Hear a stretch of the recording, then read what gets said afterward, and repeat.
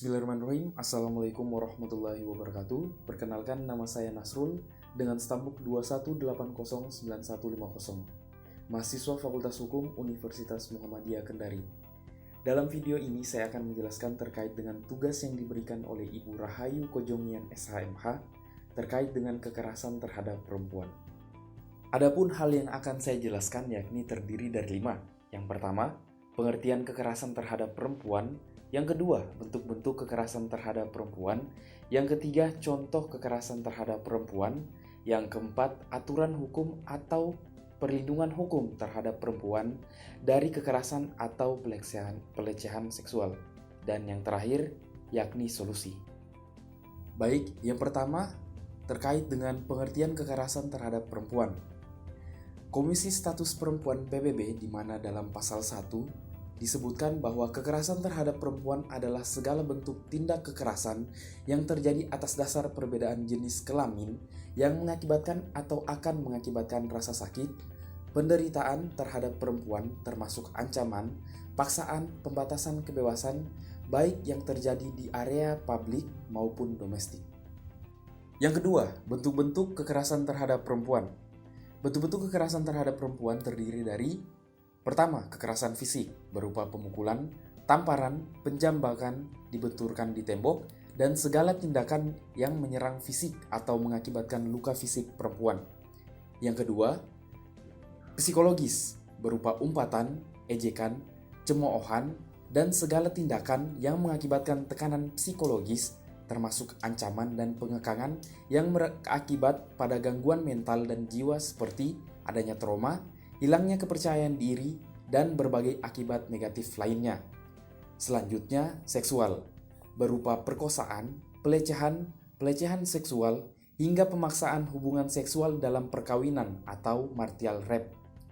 Yang terakhir, ekonomi, berupa tidak diberikannya nafkah bagi perempuan yang berstatus ibu rumah tangga untuk kebutuhan hidup sehari-hari, dilarang bekerja, dipaksa untuk bekerja, dieksploitasi secara ekonomi. 3. Contoh kekerasan terhadap perempuan. Contoh yang saya akan bawakan yakni kekerasan pelecehan seksual. Sekitar era 70-an, masyarakat Indonesia merasakan keprihatinan yang mendalam terhadap kasus perkosaan Sum si penjual jamu di wilayah daerah istimewa Yogyakarta. Kasus yang dikenal sebagai peristiwa Sum Kuning tersebut cukup menghentakkan kesadaran masyarakat akan muramnya nasib perempuan korban perkosaan. Perkosaan cukup populer di kalangan masyarakat sebagai suatu bentuk kekerasan seksual terhadap perempuan, meskipun cara pandang atas kejadian tersebut masih bias patriarkis, yaitu kecenderungan melihat korban sebagai pemicu kejadian. Sesungguhnya, rentang kekerasan seksual bukan hanya perkosaan saja, melainkan sangat bervariasi, dan modus operandinya tidak sesederhana yang dibayangkan.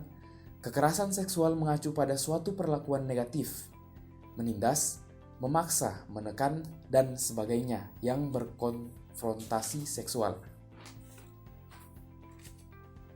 Perempuan sering menjadi korban tindak kekerasan pelecehan seksual.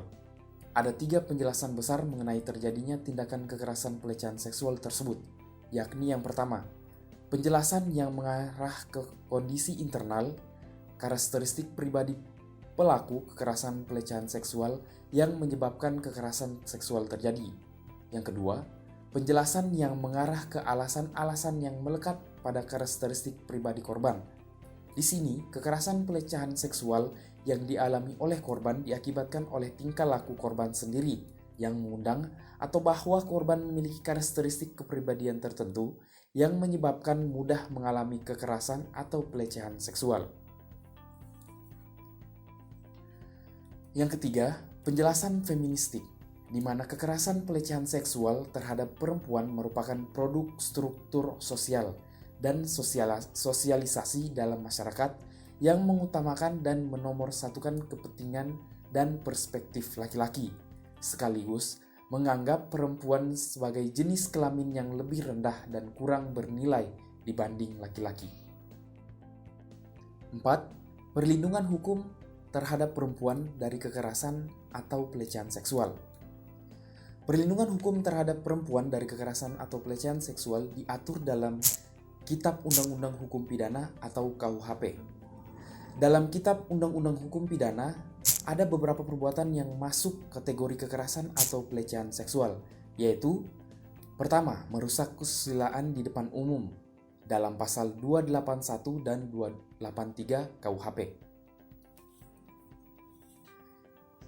Yang berikutnya, perzinahan dalam pasal 284 KUHP, lalu pemerkosaan dalam pasal 285 KUHP, dan pembunuhan pasal 338 KUHP, serta pencabulan dalam pasal 289, 290, 292, 293 ayat 1, 294, dan 295 ayat 1. 5. Solusi. Adapun solusi yang dapat dilakukan untuk menangani kekerasan terhadap perempuan, yakni yang pertama, meningkatkan kesadaran perempuan akan hak dan kewajibannya di dalam hukum melalui latihan dan penyuluhan. 2. Meningkatkan kesadaran masyarakat betapa pentingnya usaha untuk mengatasi terjadinya kekerasan terhadap perempuan, baik di dalam konteks individual, sosial, maupun institusional. 3. Meningkatkan kesadaran penegak hukum agar bertindak cepat dalam mengatasi kekerasan terhadap perempuan maupun anak. 4. Bantuan dan konseling terhadap korban kekerasan terhadap perempuan dan anak. 5. Melakukan kampanye anti kekerasan terhadap perempuan dan anak yang dilakukan secara sistematis. 6. Pembaruan hukum teristimewa perlindungan korban tindak kekerasan yang dialami oleh perempuan dan anak-anak, serta kelompok yang rentan atas pelanggaran HAM. 7. Pembaharuan sistem pelayanan kesehatan yang kondusif guna menanggulangi kekerasan terhadap perempuan dan anak. Demikian penyampaian materi yang dapat saya jelaskan. Lebih dan kurangnya mohon dimaafkan. Wabillahi taufiq wal hidayah. Wassalamualaikum warahmatullahi wabarakatuh.